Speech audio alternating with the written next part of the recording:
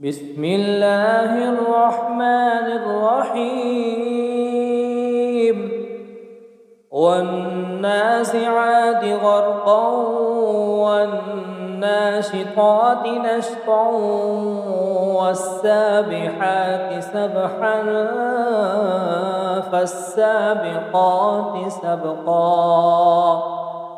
فالمدبرات أمرا يوم ترجف الراجفة تتبعها الرادفة قلوب يومئذ واجفة أبصارها خاشعة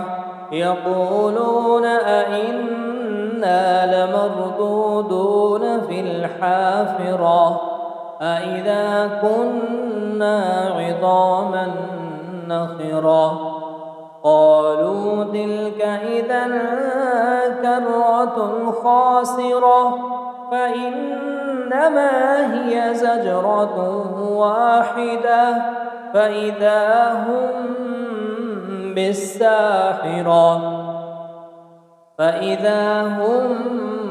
بالساهرة هل أتاك حديث موسى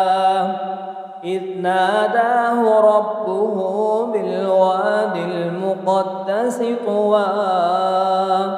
اذهب إلى فرعون إنه طغى فقل هل لك إلى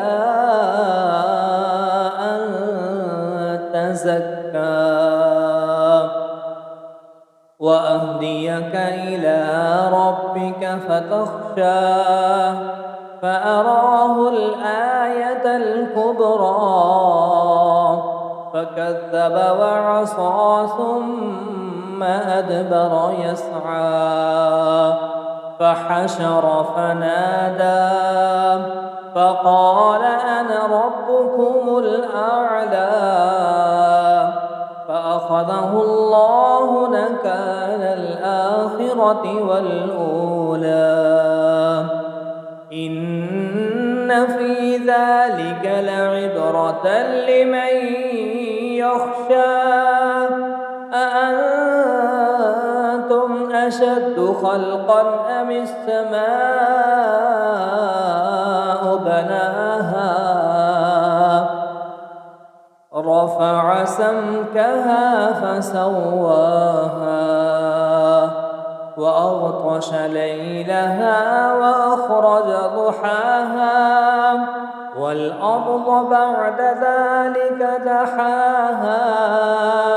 أخرج منها ماءها ومرعاها والجبال أرساها متاعا لكم ولأنعامكم فإذا جاءت الطامة الكبرى يوم يتذكر الإنسان ما سعى وبرزت الجحيم لمن يرى فأما من طغى وآثر الحياة الدنيا فإن الجحيم هي المأوى وأما من خاف مقام ربه ونهى النفس عن الهوى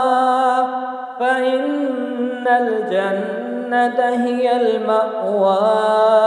يسألونك عن الساعة أيان مرساها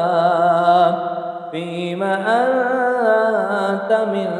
ذكراها إلى ربك منتهاها إنما أنت منذر من يخشاها